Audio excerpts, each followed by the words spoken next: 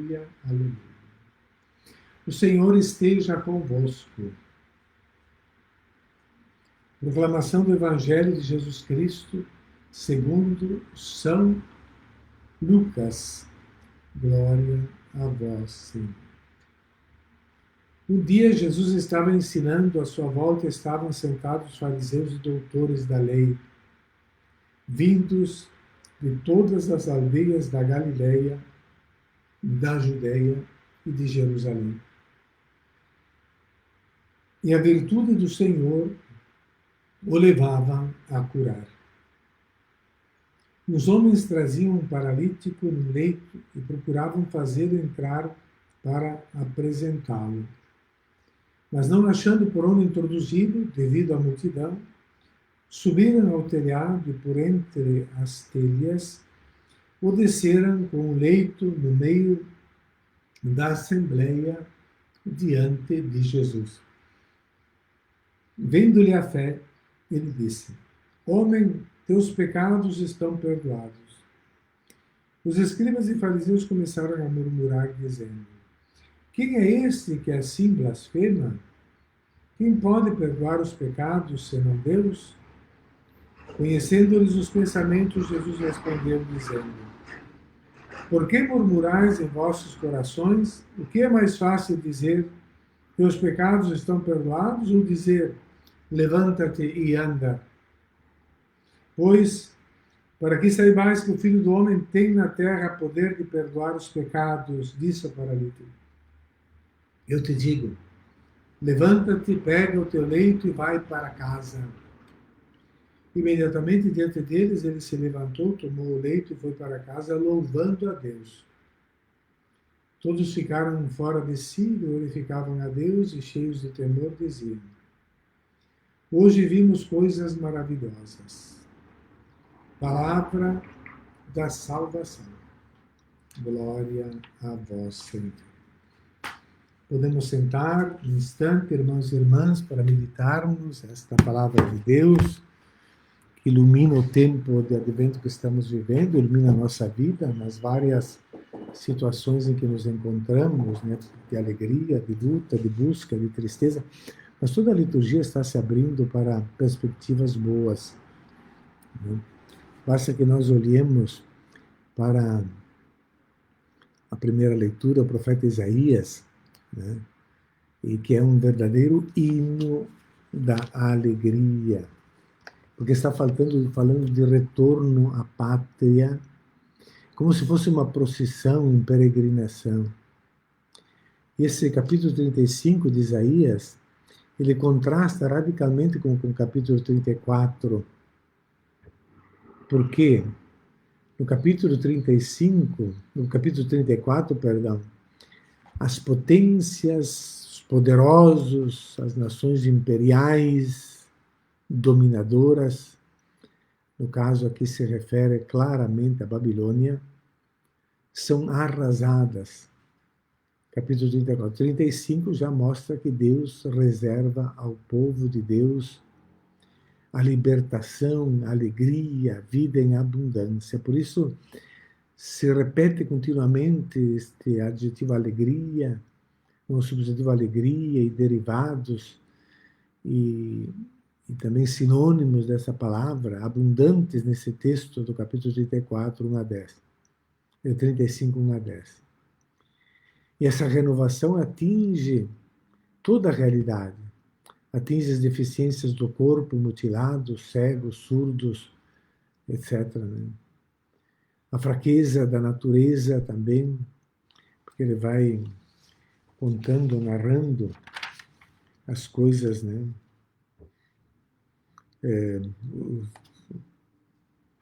Também os lugares secos vão brotar água, e onde havia no deserto, para jorrarem torrentes de água no deserto, né? A terra árida que se transforma num lago. Imagina a abundância de água, né?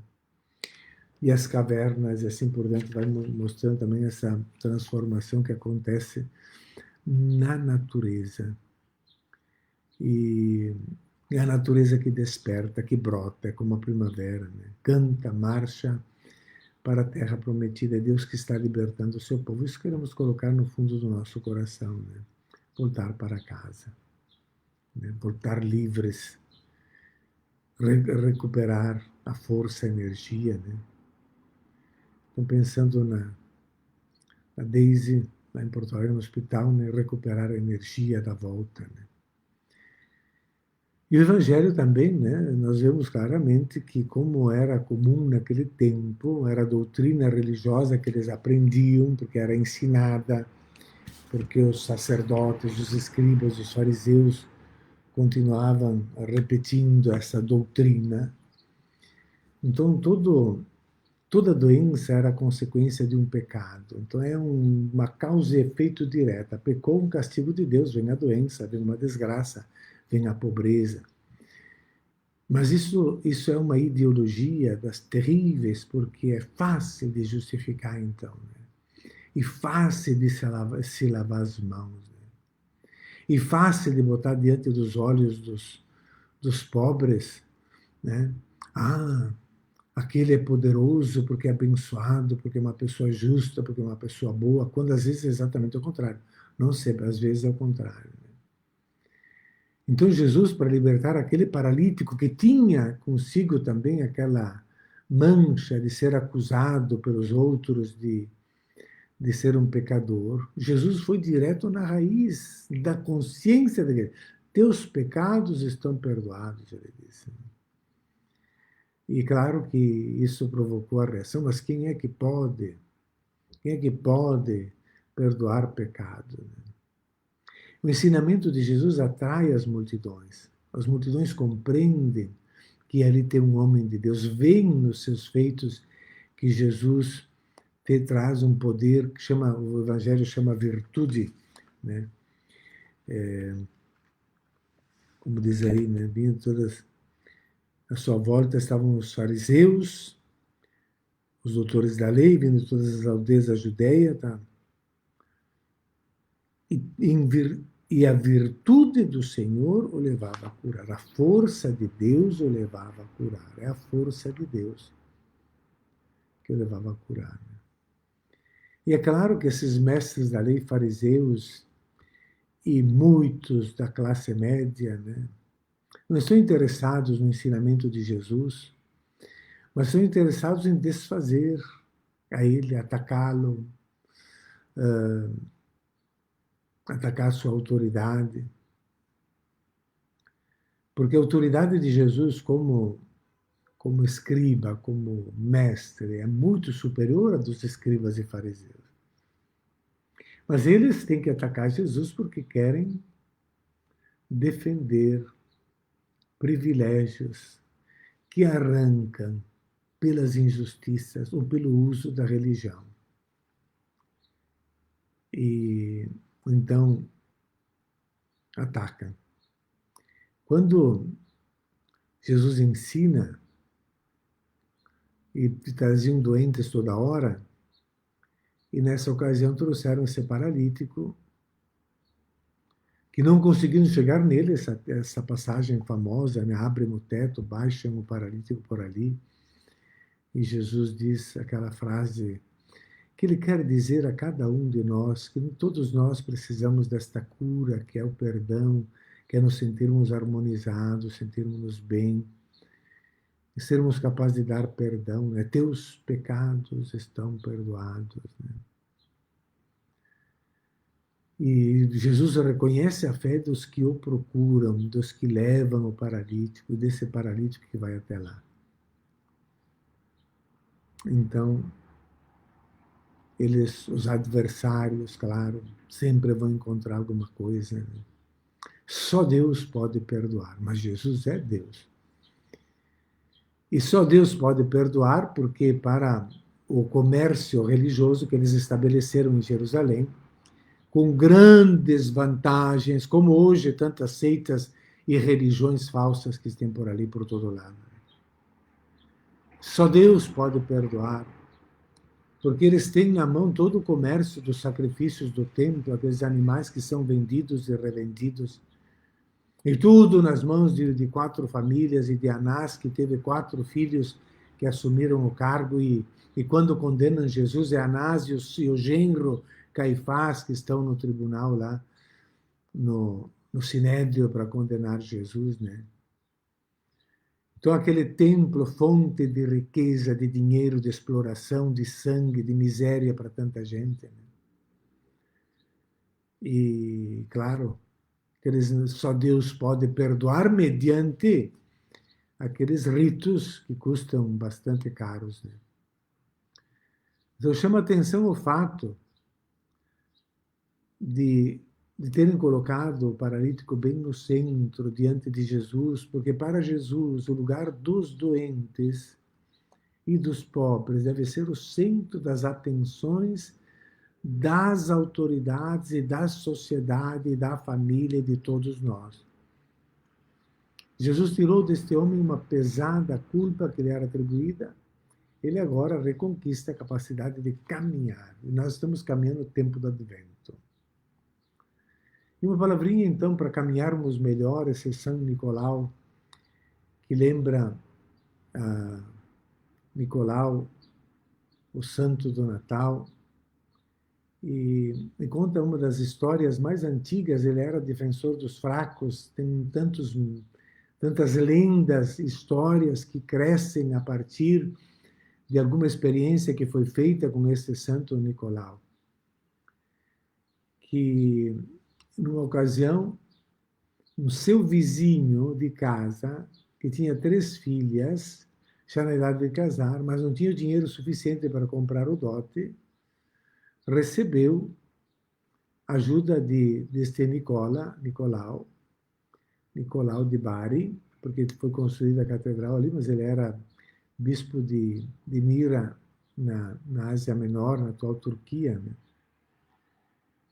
E como elas deveriam, então, colocar-se no serviço da prostituição para obter o dinheiro para o dote, Nicolau, ele colocou o dinheiro num pano e o jogou pela janela e na casa do vizinho e saiu correndo para não ser visto. Então, graças àquele presente, o primogênito do vizinho conseguiu se casar. A primogênita, a filha mais velha, conseguiu se casar. Então, Nicolau repetiu aquele gesto outras 2 vezes, mas na terceira noite, o pai das moças saiu correndo de casa rápido e conseguiu ver quem era aquele benfeitor que jogava o dinheiro para lá. Mas o santo lhe pediu encarecidamente de não dizer nada a ninguém. E então, e tem outras histórias também ligadas a São Nicolau, que vai ser identificado com o santo do Natal, né? O dono conta-se também que 3 estudantes de teologia, a caminho de Atenas, o dono da hospedaria onde eles tinham parado para passar a noite, os roubou e os matou, escondendo seus corpos em uma pipa.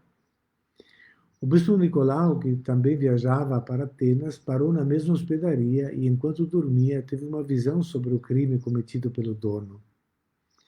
Então, recolhendo-se em oração, São Nicolau deu novamente a vida aos 3 estudantes e obteve a conversão do dono daquela hospedaria, aquele dono mau.